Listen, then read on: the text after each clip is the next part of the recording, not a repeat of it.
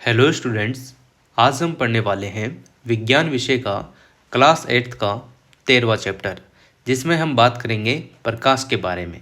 आखिर में प्रकाश होता क्या है, क्या क्या इसका उपयोग होता है, सब चीज़ें डिस्कस करने वाले हैं। तो जो भी स्टूडेंट क्लास 8th के हैं उनको तो बहुत ही इम्पोर्टेंट है ये चैप्टर समझना, पर साथ में ही जो रेलवे वगैरह या ऐसे कंपटीशन की तैयारी कर रहे हैं जिनके जनरल साइंस आती है उनके लिए भी ये वीडियो बहुत ही खास है। तो वीडियो आप लोग पूरा देखिएगा, और अगर आप चैनल पर नए हैं तो चैनल को सब्सक्राइब, वीडियो को लाइक और बेल आइकन ज़रूर दबा लीजिएगा। क्लास 6, क्लास 7, क्लास 8 ये चैप्टर और जितने भी चैप्टर थे इनमें सब कंप्लीट हो जाएंगे। प्लेलिस्ट बना हुआ है, आप आराम से सारी वीडियो देख सकते हैं। तो स्टार्ट करते हैं आज का चैप्टर प्रकाश। ठीक है, चल। संसार को हम मुख्य रूप से अपनी ज्ञानेंद्रियों से जानते हैं। ज्ञानेंद्रियों में से दृष्टि एक सबसे महत्वपूर्ण ज्ञानेंद्रिय है। दृष्टि मतलब कि देखना, आंखें वगैरह। ठीक है, इसकी सहायता से हम पर्वतों, नदियों, पेड़ पौधों, कुर्सियों, मनुष्यों तथा अपने चारों ओर की अन्य अनेक वस्तुओं को देखते हैं। नॉर्मल सी बात है। हम आकाश में बादल को देखते हैं, इंद्रधनुष देखते हैं। जब बारिश खत्म हो जाती है, थोड़ा प्रकाश सा लगता है तो इंद्रधनुष बन जाता है, वो भी देखते हैं। 7 रंग होते हैं उसमें। तथा उड़ते पक्षियों को भी देखते हैं। रात्रि में हम चंद्रमा और तारों को देखते हैं। बिल्कुल, दृष्टि द्वारा ही आप इस पृष्ठ पर छपे शब्दों और वाक्यों को देख पाते हैं। दृष्टि का मतलब है देखना या आंखों की सहायता से। ठीक है, क्या आप जानते हैं यह सब देखना कैसे संभव हो पाता है? अब हम पढ़ेंगे वस्तुओं को दृश्य कौन बनाता है, यानी कि जो वस्तुएं हैं उनके इमेज आपकी आंखों में कैसे बनते हैं, क्यों बनते, इस पर बात करेंगे। देखो, क्या कभी आपने सोचा है हम विभिन्न वस्तुओं को कैसे देख पाते हैं? आप कह सकते हैं कि हम वस्तुओं को नेत्रों से देखते हैं। आंखें होता है उसका मतलब, नेत्र, आंख। ठीक है, समझ रहे हो? लेकिन क्या आप अंधेरे में किसी वस्तु को देख पाते हैं? इसका अर्थ है कि केवल नेत्रों द्वारा हम किसी वस्तु को नहीं देख सकते। किसी वस्तु को हम तभी देख पाते हैं जब उस वस्तु से आने वाला प्रकाश हमारे नेत्रों में प्रवेश करे। यह प्रकाश वस्तुओं द्वारा उत्सर्जित अथवा उनसे परावर्तित हुआ हो सकता है। ठीक है, समझ रहे हो इतनी बात? आगे पढ़ो। आपने कक्षा 7th में सीखा है कि कोई पॉलिश किया हुआ या चमकदार पृष्ठ दर्पण की भांति कार्य कर सकता है। दर्पण दर्पण का मतलब होता है आईना। देखा, मिरर आपने देखा होगा, उसके एक तरफ आपको क्लियर दिखता है, दूसरी तरफ उस पर जो है क्या हुआ होता है, पॉलिश हुई होती है। समझ रहे हो ना? ठीक है। दर्पण अपने ऊपर पड़ने वाले प्रकाश की दिशा को परिवर्तित कर देता है। क्या आप बता सकते हैं किसी पृष्ठ पर पड़ने वाला प्रकाश किस दिशा में परावर्तित होगा? आइए ज्ञात करें। ठीक है, अब हम पढ़ेंगे परावर्तन का नियम। ठीक है ना, देखना ध्यान से। क्रियाकलाप 13.1 लिखा हुआ है, जिसमें आपको बताया गया है कि किसी मेज या ड्राइंग बोर्ड पर सफ़ेद कागज़ की आपको एक सेट लगाइए। एक कंघा आपको लेना है। ठीक है ना, उसके बीच के यहाँ पर देखो, एक चित्र बताता हूँ इस टाइप से, ये दिख रहा है ना पूरा? अब देखो, एक कंघा लेना है, बीच के एक दांते को छोड़कर सभी खुले स्थानों को बंद कर दीजिए। इस कार्य के लिए आप काले कागज़ की एक पट्टी प्रयोग कर सकते हैं। कंघे को कागज़ की शीट के लंबवत यानी कि 90 डिग्री के एंगल पर आपको पकड़ना है। एक टॉर्च की सहायता से कंघे के खुले स्थान पर एक ओर से प्रकाश आपको डालना है। टॉर्च और कंघे के थोड़े से समायोजन के पश्चात आप कंघे के दूसरी ओर कागज़ की शीट के अनुदिश प्रकाश की एक किरण देखेंगे। किरण मतलब समझ रहे हो, उजाला टाइप में आपको दिख जाएगा। कंघे और टॉर्च को इस स्थिति में स्थिर रखना है। प्रकाश किरण के गमन पथ के सामने समतल दर्पण की एक पट्टी आपको रखनी है। ठीक है, इस टाइप से पूरा ये प्रयोग यहाँ पर आपको दिखने को मिल रहा है। ठीक, देखो, दर्पण से टकराने के पश्चात जैसे ये दर्पण से टकराएगी, इसका परावर्तन होगा, परावर्तित हो जाएगी किरण। ठीक है, प्रकाश किरण दूसरी दिशा में परावर्तित हो जाती है। किसी पृष्ठ पर पड़ने वाली प्रकाश किरण को आपतित किरण कहते हैं। जो भी किरण आ रही है उसे आपतित किरण कहेंगे, और पृष्ठ से परावर्तन के पश्चात वापस आने वाली प्रकाश किरण को कहते हैं क्या? परावर्तित किरण। ठीक है, इतना समझ में आ गया? अब आगे बढ़ते हैं। प्रकाश किरण का अस्तित्व एक आदर्शीकरण है। वास्तव में हमें प्रकाश का एक संकीर्ण किरण पुंज प्राप्त होता है जो अनेक किरणों से मिलकर बना होता है। सरलता के लिए हम प्रकाश के संकीर्ण किरण पुंज के लिए किरण शब्द का उपयोग करते हैं। अपने मित्रों की सहायता से कागज पर समतल दर्पण की स्थिति तथा आपतित और परावर्तित किरणों को दर्शाने वाली रेखाएं खींचिए। दर्पण और कंघे को हटाइए। दर्पण को निरूपित करने वाली रेखा के जिस बिंदु पर आपतित किरण दर्पण से टकराती है उस पर दर्पण से 90 का कोण बनाते हुए एक रेखा आपको खींचनी है। यह रेखा परावर्तक पृष्ठ के उस बिंदु पर अभिलंब कहलाती है। चित्र 13.2 के अनुसार आपतित किरण तथा अभिलंब के बीच, ये देखो इस टाइप से, ये बच्चा खींच के दिखा रहा है इस टाइप से, अभिलंब और आपतित किरण के बीच का जो कोण है उसको हम आपतन कोण कहेंगे, जिसको डिनोट करेंगे कोण आई से। ठीक है, परावर्तित किरण और अभिलंब के बीच के कोण को परावर्तन कोण, जिसको डिनोट करेंगे कोण आर से। ठीक है ना। आपतन कोण तथा परावर्तन कोण को आपको मापकर देख लेना है। इस क्रियाकलाप को आपतन कोण परावर्तित करके कई बार आपको दोहराना है और परीक्षणों का आपको सारणी 13.1 में लिख देना है। यहाँ देखो ये जो चीज़ आ रही है या जो किरण आ रही है वो आपतन कोण बना रही है। ये देखो ये आई हो गया। ठीक है, परावर्तन कोण जो निकल रही है किरण वो आर बना रही है। सामने आपको अभिलंब दिख रहा है जो कि 90 डिग्री पर है पूरा। ये चीज़ें समझ में आ गई तो आगे पढ़ते हैं। ये पूरी सारणी है जो आप अपना हिसाब से कोण बनाकर इसमें मैनेज कर लीजिएगा। आगे देखो, क्या आप आपतन कोण और परावर्तन कोण के बीच कोई संबंध देखते हैं?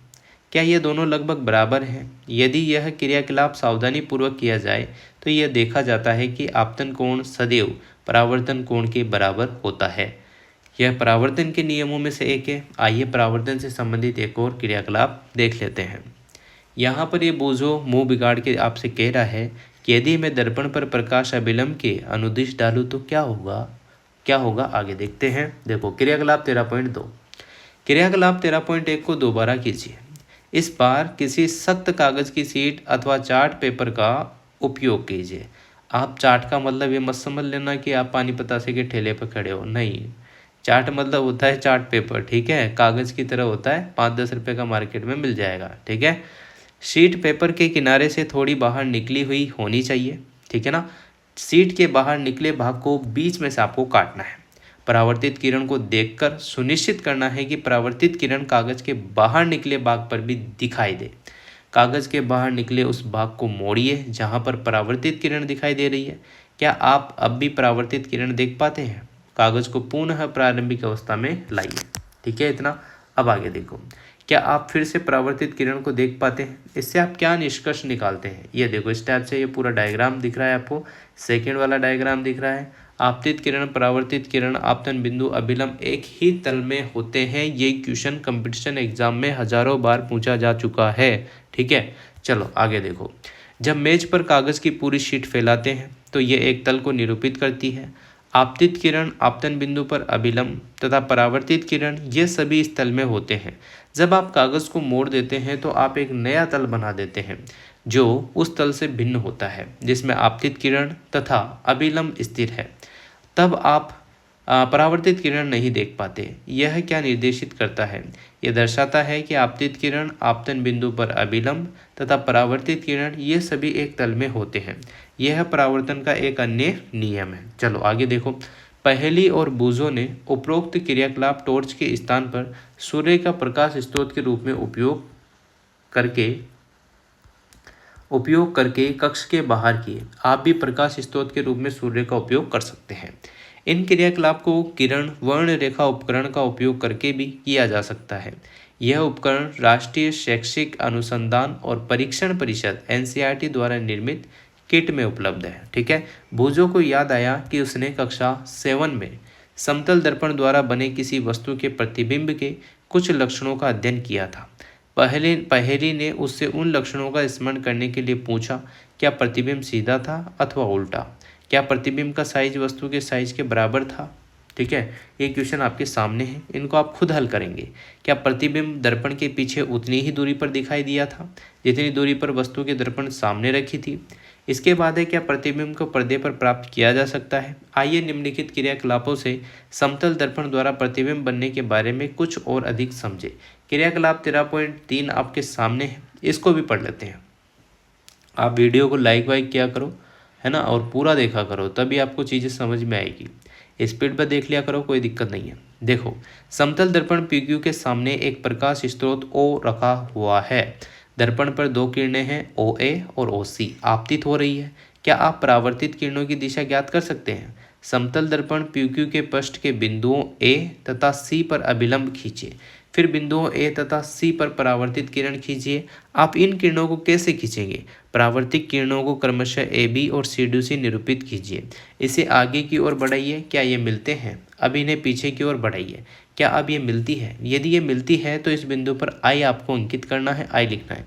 क्या परावर्तित किरणें E पर स्थित पर इस टाइप से पूरा डायग्राम आपको दिख रहा होगा। OA जो है आपतित किरण है, OC भी आपतित किरण है, AB और CD परावर्तित किरण आपको दिख रही है। अभिलंब यहाँ पर खां बन रहा है, I पर यहाँ पर कट रहे हैं तो I यहाँ पर अंकित कर दिया है।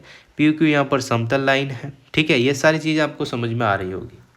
देखो, स्थित किसी दर्शक के नेत्र को बिंदु I से आती प्रतीत होगी, क्योंकि परावर्तित किरणें वास्तव में I पर नहीं मिलती बल्कि मिलती हुई प्रतीत होती है।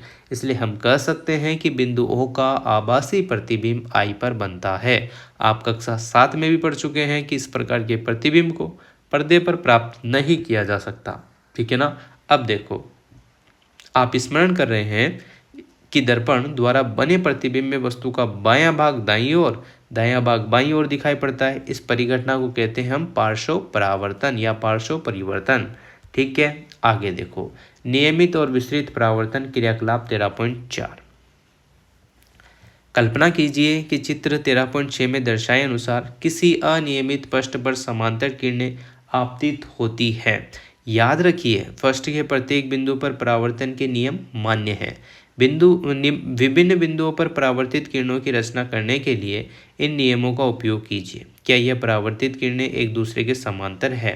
आप पाएंगे कि ये किरणें भिन्न भिन्न दिशाओं में परावर्तित होती है। ठीक है ना। इतना ये देखो, इस टाइप से ये जो समतल सतह नहीं है, यहाँ पर अनियमित पृष्ठ है, उबड़ खाबड़ पृष्ठ है, तो ये चीज़ें आपको दिख रही होगी, है ना। ये इधर उधर परावर्तित हो रही है। जब सभी समांतर किरणें किसी खुरदरे या अनियमित पृष्ठ से परावर्तित होने के पश्चात समांतर नहीं होती तो ऐसे परावर्तन को विसरित परावर्तन कहते हैं। याद आप लोग रखेंगे। याद रखिए कि विसरित परावर्तन में भी परावर्तन के नियमों का सफलतापूर्वक पालन होता है। प्रकाश का विसरण गत्ते जैसे विषय परावर्तित पृष्ठ पर अनियमितताओं के कारण होता है। इसके विपरीत दर्पण जैसे चिकने पृष्ठ से होने वाली परावर्तन को नियमित परावर्तन कहते हैं। चित्र 13.8 में नियमित परावर्तन द्वारा प्रतिबिंब बनते हैं। ये देखो, नियमित परावर्तन है, यहाँ पर बराबर आ रही है जा रही है आपतित परावर्तित। ठीक, चलो, क्या हम सभी वस्तुओं को परावर्तित प्रकाश के कारण ही देखते हैं? ऐसी बात यहाँ पर है, इसको पढ़ते हैं, काम की चीज़ है। आपके चारों ओर की लगभग सभी वस्तुएं आपको परावर्तित प्रकाश के कारण दिखाई देती है। उदाहरण के लिए, सूर्य से प्राप्त प्रकाश को परावर्तित करता है। इस प्रकार हम चंद्रमा को देखते हैं। जो पिंड दूसरी वस्तुओं के प्रकाश में चमकते हैं उन्हें प्रदीप्त पिंड कहते हैं। क्या आप कुछ ऐसे अन्य पिंडों के नाम बता सकते हैं? कुछ अन्य पिंड हैं जो स्वयं का प्रकाश उत्सर्जित करते हैं, जैसे कि सूर्य हो गया, मोमबत्ती की ज्वाला होगी, विद्युत लैंप हो गया। इनका प्रकाश हमारे नेत्रों पर पड़ता है। इस प्रकार हम इन पिंडों को देखते हैं। जो पिंड स्वयं का प्रकाश उत्सर्जित करते हैं वे दीप्त पिंड कहलाते हैं। याद रखेंगे। अब यहाँ पर भाई साहब के मन में फिर से एक सवाल आ गया, यदि परावर्तित किरणें किसी अन्य दर्पण पर आपतित हो तो वो क्या परावर्तित हो सकती है? आइए चर्चा करते हैं। परावर्तित प्रकाश को पुनः परावर्तित किया जा सकता है। स्मरण कीजिए, जब पिछली बार आप किसी केश प्रसाधन के यहाँ पर गए थे, उसने आपको एक दर्पण के सामने बैठाया था, बाल काटने वाले के पास। ठीक है, बाल कट चुकने के पश्चात उसने आपके पीछे की ओर एक दर्पण रखा था। इस दूसरे दर्पण की सहायता से आप सामने वाले दर्पण में यह देख सकते हैं कि आपके बाल कैसे कटे हैं। बिल्कुल दिख रहा है आपको, ये ध्यान रखना भाई। अगला यहाँ पर देखो, ये पूरी नाई की दुकान है। ये पीछे कांच लगा रखा है ताकि आपको आपकी खोपड़ी दिख जाए कि पीछे के बाल आपने कैसे काटे हैं, है ना। चलो, क्या आप बता सकते हैं आपने सिर के पीछे के बालों को आप कैसे देख पाते हैं? पहेली को याद आया कि कक्षा 6 में विस्थापित क्रियाकलाप के रूप में उसने एक पारदर्शी बनाया था। परिदर्शी में दो समतल दर्पण उपयोग किए जाते हैं। क्या आप बता सकते हैं कि दोनों दर्पणों से परावर्तन द्वारा आप उन वस्तुओं को देखने योग्य कैसे बना पाते हैं? जिन्हें आप सीधे नहीं देख पाते। पारदर्शियों का उपयोग पनडुब्बियों, टैंकों, बंकरों में छिपे सैनिकों द्वारा बाहर की वस्तुओं को देखने के लिए किया जाता है। अब यहाँ पर आता है बहु प्रतिबिंब। बहु का मतलब आपकी दुल्हन उल्हन बहू वो वाली नहीं। बहु प्रतिबिंब मतलब बहुत सारे प्रतिबिंब बन रहे हैं, ठीक है ना, क्योंकि आपका दिमाग इधर उधर जा सकता है। आप जानते हैं कि समतल दर्पण किसी वस्तु का केवल एक ही प्रतिबिंब बनाता है। यदि दो समतल दर्पणों को संयोजन में उपयोग करें तो क्या होगा, आइए देखते हैं।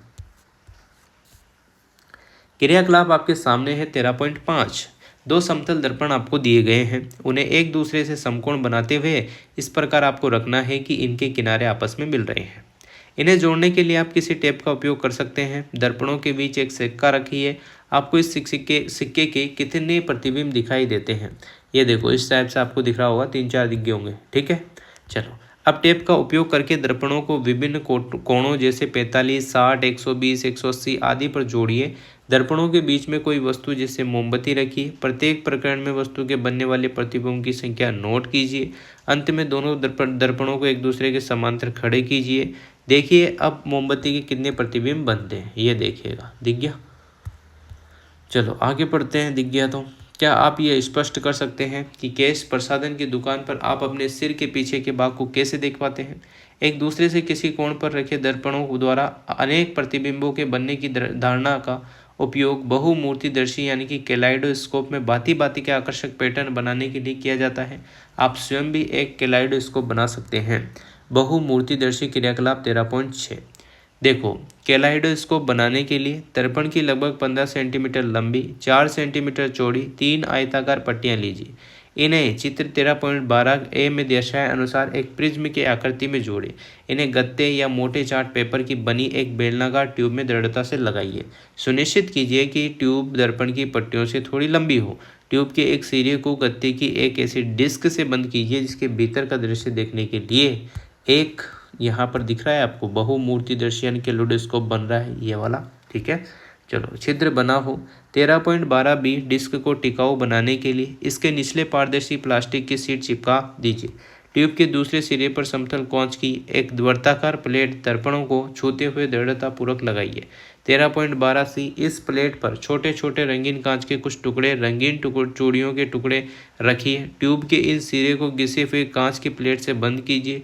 रंगीन टुकड़ों की हलचल के लिए पर्याप्त जगह रखने दीजिए। आपको कैलेडोस्कोप तैयार है। आपका जो कैलेडोस्कोप आपने बनाया है वो तैयार है। अब जब आप छिद्र से झांकते हैं तो आपको ट्यूब में भांति भांति के पैटर्न दिखाई देते हैं। कैलेडोस्कोप की एक रोचक विशेषता यह है कि आप कभी भी एक पैटर्न दोबारा नहीं देख पाएंगे। प्राय दीवारों वाले कागजों और वस्त्रों के डिजाइन बनाने वाले तथा कलाकार कैलेडोस्कोप का उपयोग नए नए पैटर्न की कल्पना करने के लिए करते हैं। अपने यहाँ पर ये क्रियाकलाप दे रखा है, इसको पढ़ेंगे, पहले इसको पढ़ लेते हैं। अपने खिलौनों को आकर्षक बनाने के लिए आप इस पर रंगीन कागज चिपका सकते हैं। सूर्य का प्रकाश श्वेत या रंगीन। कक्षा 7 में आपने सीखा कि सूर्य के प्रकाश को श्वेत प्रकाश के रूप में जाना जाता है, ये बात सच है। आपने यह भी सीखा कि इसमें 7 रंग होते हैं, ये भी सच है। यह दर्शाने के लिए सूर्य के प्रकाश में अनेक रंग है। एक और क्रियाकलाप करते हैं। 13.7 हमारे नेत्रों की संरचना क्या है। हम वस्तुओं को केवल तभी देख पाते हैं जब उनसे आने वाला प्रकाश हमारे नेत्रों में प्रवेश करता है। नेत्र हमारे सबसे महत्वपूर्ण ज्ञानेंद्रियों में से एक है, इसलिए इनकी संरचना और कार्यविधि को समझना हमारे लिए विशेष महत्व रखता है। हमारे नेत्र की आकृति लगभग गोलाकार है। नेत्र का बाहरी आवरण सफ़ेद होता है, यह कठोर होता है ताकि आगे बढ़ेंगे। अभी क्रियाकलाप देखते हैं, ठीक है ना। पहले क्रियाकलाप देख लेते हैं फिर पढ़ेंगे। उपरोक्त साइज का एक समतल दर्पण लीजिए। इसे चित्र 13.13 के अनुसार आप लोगों को एक कटोरी में रखना है, ठीक है ना। ये यहाँ पर दिख रहा होगा भाई, ये कटोरी है, इसमें दर्पण रखा हुआ है, ठीक है। इस व्यवस्था को किसी खिड़की के पास इस प्रकार रखिए कि दर्पण पर सूर्य का प्रकाश सीधा पड़ सके। कटोरी की स्थिति को इस प्रकार समायोजित कीजिए कि दर्पण से परावर्तित होने वाला प्रकाश किसी दीवार पर पड़े। यदि दीवार सफ़ेद न हो तो इस पर सफ़ेद कागज़ की शीट चिपकाइए। परावर्तित प्रकाश में आपको अनेक रंग दिखाई देंगे। आप इसकी व्याख्या किस प्रकार करेंगे। दर्पण से एवं जल संयुक्त रूप से एक प्रिज्म बनाते हैं। यह प्रकाश को इसके रंगों में विभक्त कर देता है, जैसा कि आपने कक्षा 7 में अध्ययन किया है। प्रकाश के अपने रंगों में विभाजित होने के प्रकाश का विक्षेपण कहते हैं। इंद्रधनुष विक्षेपण को दर्शाने वाली एक प्राकृतिक परिघटना आगे पढ़ते हैं, देखिएगा। यह नेत्र के आंतरिक भागों की दुर्घटना से बचाव कर सके। इसके पारदर्शी अग्रभाग को कॉर्निया या स्वच्छ मंडल कहते हैं। 13.14 में आपको बता भी देंगे। कॉर्निया के पीछे हम एक गहरे रंग की पेशियों की संरचना पाते हैं जिसे हम परितारिका या आइरिस कहते हैं। आइरिस में एक छोटा सा द्वार होता है जिसे पुतली कहते हैं। पुतली के साइज को परितारिका से नियंत्रित किया जाता है। परितारिका नेत्र का वह भाग होता है जो इसे इसका विशिष्ट रंग प्रदान करती है। जब हम कहते हैं कि किसी व्यक्ति के नेत्र हरे हैं तो वास्तव में हम परितायिका के रंग की ही बात कर रहे होते हैं। परितायिका नेत्र में प्रवेश करने वाले प्रकाश की मात्रा को नियंत्रित करती है। आइए देखें यह कैसे होता है। यहाँ पर आपको दिख रहा होगा, पूरी आंख आपको दिखाई गई है भाई, एक तरफ से देख लीजिएगा। पीछे की तरफ आपको प्रकाशीय तंत्रिकाएं दिख रही है, इसके बाद रेटिना दिख रहा है, इसके आगे आगे देखो कॉर्निया, फिर लेंस आपको क्लियर दिख रहा होगा। परितारिका जो नीले कलर की वो दिख रही होगी, पक्षाप पेशी पिंक है वो भी दिख रही होगी। चेतावनी, इस क्रियाकलाप के लिए कभी भी लेजर लाइट का प्रयोग आपको नहीं करना है। 13.8 क्रियाकलाप आप ध्यान से सुनिए। अपने मित्र की आंख में देखिए, पुतली की साइज का अवलोकन कीजिए, एक टॉर्च से उसकी आंख पर प्रकाश डालिए। अब पुतली का अवलोकन कीजिए, टॉर्च को बंद कीजिए, उसकी पुतली का एक बार पुनः अवलोकन कीजिए। क्या आप पुतली की साइज में कोई परिवर्तन देख पाते हैं? किस स्थिति में पुतली बड़ी थी? क्या आप बता सकते हैं कि ऐसा क्यों हुआ? किस स्थिति में आपको आंख में अधिक प्रकाश भेजने की आवश्यकता है, मंद प्रकाश में या तीव्र प्रकाश में, ये सब चीज़ें, ठीक है। पुतली के पीछे एक लेंस है जो केंद्र पर मोटा है। किसी प्रकार का लेंस केंद्र पर मोटा होता है। स्मरण कीजिए कक्षा 7 में लेंसों के बारे में क्या पढ़ा है। लेंस प्रकाश को आंख के पीछे एक परत पर फोकसित करता है। इस परत को रेटिना या दृष्टिपटल कहते हैं। रेटिना अनेक तंत्रिका कोशिकाओं का बना होता है। तंत्रिका कोशिकाओं द्वारा अनुभव की गई संवेदनाओं को दृक्क तंत्रिकाओं द्वारा मस्तिष्क तक पहुंचा दिया जाता है। तंत्रिका कोशिकाएं दो प्रकार की होती है, पहला शंकु, दूसरा शलाकाएं। शंकु जो तीव्र प्रकाश के लिए सुग्राही होते हैं तथा शलाकाएं जो मंद प्रकाश के लिए सुग्राही होती है। इसके अतिरिक्त शंकु रंगों की सूचनाएं भी भेजते हैं। दृक्क तंत्रिकाओं और रेटिना की संधि पर कोई तंत्रिका कोशिका नहीं होती है। इस बिंदु को अंध बिंदु कहते हैं। इसके अस्तित्व को निम्न प्रकार से प्रदर्शित किया जा सकता है। क्रियाकलाप 13.9, किसी कागज की सीट पर एक गोल चिन्ह और एक क्रॉस बनाना है। गोल चिन्ह क्रॉस के दाईं ओर होना चाहिए और दोनों चिन्हों के बीच 6 से 8 सेंटीमीटर की दूरी होनी चाहिए। कागज की सीट को नेत्र से भुजा की ओर दूरी पर पकड़े रखिए। आपने अपने बाएं नेत्र को बंद कीजिए। क्रॉस को कुछ देर तक लगातार देखिए। अपने नेत्र को क्रॉस पर स्थित रखते हुए सीट को धीरे धीरे अपनी ओर आपको लाना है। आप क्या देखते हैं? क्या गोल चिन्ह सीट की किसी दूसरे तक आने पर अदृश्य हो जाता है? अब आपको दाएं नेत्र बंद करनी है। अब गोल चिन्ह पर देखते हुए उपरोक्त क्रियाकलाप को दोहराना है। क्या इस बार क्रॉस अदृश्य हो जाता है? क्रॉस और गोल चिन्ह का अदृश्य होना यह दर्शाता है कि रेटिना पर कोई ऐसा बिंदु है जो प्रकाश गिरने पर इसकी सूचना मस्तिष्क तक नहीं पहुंचाता है। ठीक है भाई, आगे देखो। रेटिना पर बनने वाले प्रतिबिंब का प्रभाव वस्तु को हटा लेने पर तुरंत ही समाप्त हो जाता है। यह लगभग 1 से 1/16 सेकंड तक बना रहता है। इसलिए यदि नेत्र पर प्रति सेकंड 16 या इससे अधिक दर पर किसी गतिशील वस्तु के स्थिर प्रतिबिंब बने तो नेत्र को वह वस्तु चलचित्र की भांति चलती फिरती अनुभव होगी। ठीक है। क्रियाकलाप 13.10 देखो। 6-8 सेंटीमीटर भुजा का गत्ते का एक वर्गाकार टुकड़ा लीजिए। चित्र 13.16 में दर्शाए अनुसार इसमें 2 छिद्र बनाइए। इन दोनों छिद्रों में एक धागा पिरोइए। गत्ते के एक ओर पिंजरा और दूसरी ओर पक्षी बनाइए या इसके चित्र चिपकाइए। मरोड़कर उसमें ऐंठन डालिए। अब धागे के दोनों सिरों को खींचिए ताकि धागे के ऐंठन खुले तथा गत्ता तेजी से घूमने लगे। गत्ते के घूमते समय क्या आपको पक्षी पिंजरे के अंदर दिखाई देते हैं? गत्ते की दूसरी ओर की परत और गत्ते के सामने की परत आप लोगों को दिख गई होगी। ठीक है ना। हम जो चलचित्र देखते हैं वह वास्तव में कुछ भिन्न अनेक चित्रों का उपयुक्त क्रम में पर्दे का परीक्षण है। इन्हें नेत्र के सामने प्राय 24 प्रतिबिंब प्रति सेकंड यानी कि 16 प्रति सेकंड की दर से अधिक की दर में परिवर्तित होते दिखाया जाता है। इस प्रकार हम चलचित्र देख पाते हैं। ठीक है भाई, आगे पढ़ते हैं। नेत्रों को बाहरी वस्तुओं के प्रवेश से सुरक्षा देने के लिए प्रकृति ने पलकें प्रदान की है। पलकें बंद होकर अनावश्यक प्रकाश को भी नेत्रों में प्रवेश करने से रोक देती है। यह काम सिस्टमेटिक ढंग से ऑटोमेटिक होता है। नेत्र एक ऐसा अद्भुत यंत्र है जो सामान्य नेत्र दूर स्थित वस्तुओं के साथ साथ निकट की वस्तुओं को भी स्पष्टता देख सकता है। वह न्यूनतम दूरी जिस पर नेत्र वस्तुओं को स्पष्टता देख सकता है आयु के साथ परिवर्तित होती रहती है। सामान्य नेत्र द्वारा पढ़ने के लिए सर्वाधिक सुविधाजनक दूरी लगभग 25 सेंटीमीटर होती है। ठीक है ना। कुछ मनुष्य पास रखी वस्तुओं को स्पष्ट रूप से देख सकते हैं, परंतु दूर की वस्तुओं को स्पष्ट रूप से नहीं देख पाते। इसके विपरीत कुछ मनुष्य निकट रखी वस्तुओं को सुस्पष्ट नहीं देख पाते तो दूर की वस्तुओं को स्पष्ट देख लेते हैं। उचित संशोधन लेंसों के उपयोग द्वारा नेत्र के इन दृष्टि दोषों का संशोधन किया जा सकता है।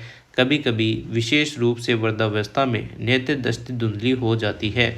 यह नेत्र लेंस के धुंधला हो जाने के कारण होता है। ऐसा होने पर यह कहा जाता है कि नेत्र में मोतियाबिंद विकसित हो रहा है। इसके कारण दृष्टि कमजोर हो जाती है, जो कभी कभी अत्यधिक गंभीर रूप ले लेता है। इस दोष की चिकित्सा संभव है।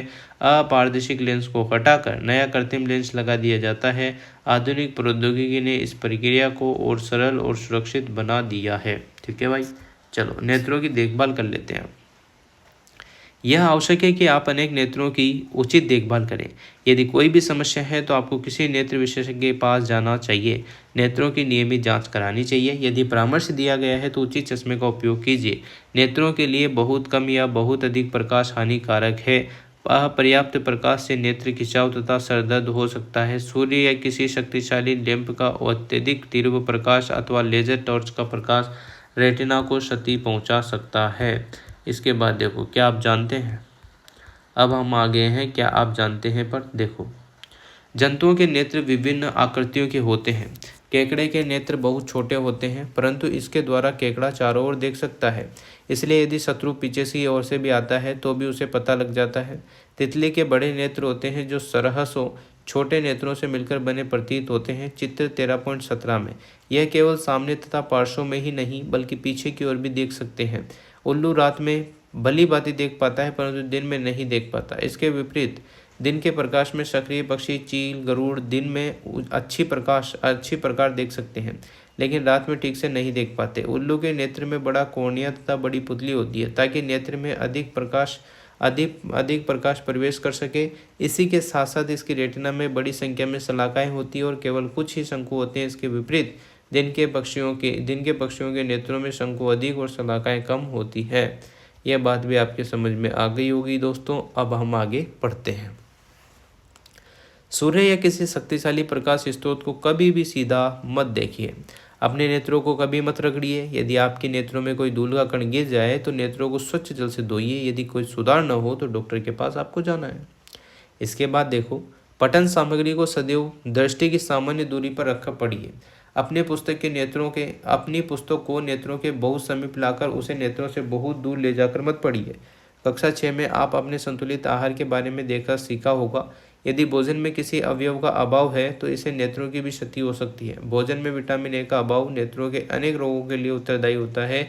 इसमें सबसे अधिक सामान्य रोग जो है रतौंधी होता है।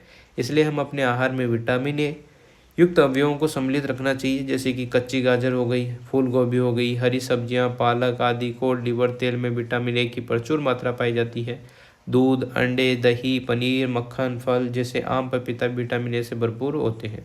चाक्षुष विकृति वाले व्यक्ति पढ़ लिख सकते हैं। देखो, कुछ व्यक्ति जिनमें बच्चे भी सम्मिलित हैं चाक्षुषी यानी कि दृष्टि संबंधित क्षमताओं से पीड़ित होते हैं। उनकी वस्तुओं को देखने के लिए सीमित दृष्टि होती है। कुछ व्यक्ति जन्म से ही बिल्कुल नहीं देख पाते हैं। कुछ व्यक्ति किसी बीमारी या किसी चोट के कारण अपनी दृष्टि खो देते हैं। ऐसे व्यक्ति स्वयं द्वारा अथवा ध्वनियों को ध्यानपूर्वक सुनकर वस्तुओं को पहचानने का प्रयत्न करते हैं। वे अपनी दूसरी ज्ञानेंद्रियों को अधिक विकसित कर लेते हैं, तथापि अतिरिक्त संसाधन उन्हें अपनी क्षमताओं को और अधिक विकसित करने में सक्षम बना सकते हैं। इतना पढ़ लिया। अब आगे देखो, चाक्षुष विकृति वाले व्यक्तियों के लिए अप्रकाशीय साधन या प्रकाशीय साधन। ठीक है, देखो, अप्रकाशीय साधनों में चाक्षुष साधन, स्पर्श साधन, स्पर्श की ज्ञानेंद्रियों का उपयोग करके, स्वर्ण साधन यानी कि श्रवण की ज्ञानेंद्रिय का उपयोग करके, इलेक्ट्रॉनिक साधन सम्मिलित हैं। चाक्षुष साधन शब्दों को आवर्धित कर सकते हैं, उचित तीव्रता का प्रकाश प्रदान कर सकते हैं और सामग्री को उचित दूरी पर जुटा सकते हैं। स्पर्श साधन जिसमें ब्रेल, लेखन पाटी या सलाखा सम्मिलित है, चाक्षुष विकृति युक्त व्यक्तियों को पढ़ने और लिखने में सहायता करते हैं। स्वर्ण साधनों में कैरेट, टेप रिकॉर्डर, बोलने वाली पुस्तकें ऐसे अन्य साधन सम्मिलित होते हैं। बोलने वाले कैलकुलेटर, कंप्यूटर जैसे इलेक्ट्रॉनिक साधन भी उपलब्ध होते हैं जिनसे अनेक संगणनाएं कार्य किए जा सकते हैं यानी कि कैलकुलेट किए जा सकते हैं। बंद परिपथ टेलीविजन भी एक इलेक्ट्रॉनिक साधन है जो मुद्रित सामग्री को उचित विपर्यास यानी कॉन्ट्रास्ट तथा प्रदीप्ति के साथ आवर्धित करता है। आजकल स्वर्ण सीडी यानी कि सीडी और मंदिरों के साथ वाक्य यंत्र भी वांछित विषय को सुनने और लिखने में अत्यधिक सहायक होते हैं। प्रकाशीय साधनों में द्विफोक्सी लेंस, संस्पर्शी लेंस, रंजित लेंस, आवर्धक, दूरबीन साधन संबंधित है, जबकि लेंसों के संयोजन चाक्षुष सीमा बंधन के संशोधन के लिए उपयोग किए जाते हैं। दूरबीन साधन चौक बोर्ड तथा कक्षा प्रबंधों को देखने के लिए उपलब्ध है। ब्रेल पद्धति क्या है? चाक्षुष विकृति युक्त व्यक्तियों के लिए सर्वाधिक लोकप्रिय साधन ब्रेल कहलाता है। लुई ब्रेल, जो स्वयं एक चाक्षुष विकृति युक्त व्यक्ति थे, ने चाक्षुष विकृति युक्त व्यक्तियों के लिए एक पद्धति विकसित की तथा 1821 में प्रकाशित किया। देखो लुई ब्रेल की आपने फोटो देखी, बहुत अच्छा लगा है। चलो, वर्तमान पद्धति 1932 में अपनाई गई। सामान्य भाषाओं, गणित तथा वैज्ञानिक विषयों के लिए ब्रेल कोड है। ब्रेल पद्धति का उपयोग करके अनेक भारतीय भाषाओं को पढ़ा जा सकता है, ये ध्यान आप लोग रखेंगे। ब्रेल पद्धति में जो है 63 बिंदुकीत पैटर्न तथा छाप है। प्रत्येक छाप एक अक्षर अक्षरों के समुच्चय, सामान्य शब्द तथा व्याकरणीय चिन्ह को प्रदर्शित करते हैं। बिंदुओं को ऊर्ध्वाधर पंक्तियों को 2 कक्षों में व्यवस्थित किया गया है। प्रत्येक पंक्ति में 3 बिंदु होते हैं। अंग्रेजी वर्णमाला के कुछ अक्षरों, कुछ सामान्य शब्दों को प्रदर्शित करने के लिए बिंदुकीत पैटर्न नीचे दर्शाया गया है। यहाँ पर सी है, ए है और टी है, यानी कि केट एंड कोमा। ठीक है, अब देखो इन पैटर्न को जब ब्रेल शीट पर उभारा जाता है तो ये चाक्षुष विकृति युक्त व्यक्तियों को छूकर शब्दों को पहचानने में सहायता करती है। स्पर्श को आसान बनाने के लिए बिंदुओं को थोड़ा सा उभार दिया जाता है। चाक्षुष विकृति युक्त व्यक्ति जो है ब्रेल पद्धति को अक्षरों से सीखना प्रारंभ करता है। इसके पश्चात विशेष छापों अक्षरों के संयोजन को पहचानता है। सीखने की विधियां स्पर्श से पहचान करने पर निर्भर करती है। प्रत्येक छाप को स्मरण करना पड़ता है। ब्रेल पाठों को हाथ या मशीन से तैयार किया जा सकता है। आजकल टाइपराइटर जैसी युक्तियां, मुद्रण मशीनें विकसित की गई है। ठीक है ना। अब यहाँ पर पढ़ लेते हैं अपन आगे, देखिएगा भाई। कुछ चाक्षुष विकृति युक्त भारतीयों को महान उपलब्धियां प्राप्त करने का श्रेय है। दिवाकर नामक एक प्रतिभा संपन्न बालक ने गायक के क्षेत्र में गायक के रूप में आश्चर्यजनक प्रदर्शन किए हैं। जन्म से पूर्णतः चाक्षुष विकृति युक्त श्री रविंद्र जैन ने इलाहाबाद में अपनी संगीत प्रभाकर की उपाधि प्रदान की। उन्होंने एक गीतकार, संगीतकार, गायक के रूप में अपनी श्रेष्ठता को दर्शाया। श्री लाल अडवाणी, जो स्वयं चाक्षुष विकृति युक्त थे, ने भारत में विकलांगों के पुनर्वास तथा विशिष्ट शिक्षा के लिए एक संस्था की स्थापना की। इसके अतिरिक्त उन्होंने यूनेस्को में ब्रेल समस्याओं पर भारत पर प्रतिनिधित्व किया। अमेरिका की एक लेखिका और प्रधानाध्यापिका थी हेनरी ए केलर। ठीक है, सामने फोटो भी दिख रहा होगा। सर्वविदित तथा प्रेरक चाक्षुष विकृति युक्त महिलाएं 18 महीने की आयु में इन्होंने दृष्टि खो दी थी, लेकिन उनके संकल्प और साहस के कारण वह एक विश्वविद्यालय से स्नातक की उपाधि ग्रहण कर सकी।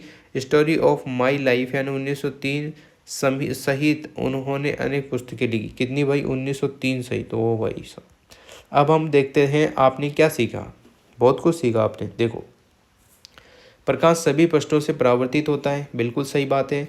जब प्रकाश किसी चिकने पॉलिश किए हुए तथा नियमित पृष्ठों पर आपतित होता है तो नियमित परावर्तन होता है, बिल्कुल सही है। विस्तृत तथा अनियमित परावर्तन खुरदरे पृष्ठों से होता है। परावर्तन के 2 नियम होते हैं। पहला, आपतन कोण परावर्तन कोण बराबर होता है। आपतित किरण, परावर्तित किरण, परावर्तक पोस्ट पर आपतन बिंदु पर खींचा गया अभिलंब एक ही तल में होता है। दर्पण द्वारा बने प्रतिबिंब में पार्श्व परावर्तन होता है, ये भी याद रखेंगे। किसी कोण पर झुके 2 दर्पण अनेक प्रतिबिंब बना सकते हैं। इसके बाद आता है बहुलित परावर्तन के कारण कैलाइडोस्कोप में सुंदर पैटर्न बनते हैं, पर इसमें बार बार नहीं देख सकते, यह ध्यान रखना। सूर्य का प्रकाश जो श्वेत प्रकाश कहलाता है 7 रंगों से मिलकर बना होता है। प्रकाश के अपने घटक रंगों से विभक्त होने की विक्षेपण कहते हैं। हमारे नेत्र के महत्वपूर्ण भाग है कोर्निया यानी कि स्वच्छ मंडल, आइरिस परितारिका, पुतली यानी कि लेंस, और उसके बाद रेटिना दृष्टिपटल तथा दृक्क तंत्रिकाएं आदि। इसके बाद देखो, सामान्य नेत्र समीप तथा दूर की वस्तुओं को स्पष्ट देख सकते हैं। ब्रेल पद्धति का उपयोग करके चाक्षुष विकृति युक्त व्यक्ति पढ़ या लिख सकता है। चाक्षुष विकृति युक्त व्यक्ति अपने पर्यावरण के संपर्क के लिए अपनी दूसरे ज्ञानेंद्रियों को अधिक तीक्ष्णता से प्रभावित या विकसित कर सकता है। ठीक है, इतना कुछ था आपके इस चैप्टर में।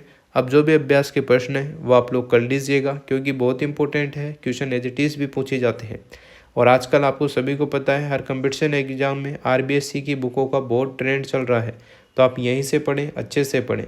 प्लेलिस्ट में सारी वीडियो हैं। जो क्लास 8, 7 और 6 के स्टूडेंट हैं उनके लिए तो हेल्पफुल है ही सही, साथ में जो कंपटीशन की तैयारी कर रहे हैं, जिनके जनरल इंग्लिश का पेपर जनरल साइंस का पेपर होता है, तो बहुत इंपॉर्टेंट ये रहेगी। वीडियो अगर आपको अच्छी लगी हो तो like, comment, share and subscribe.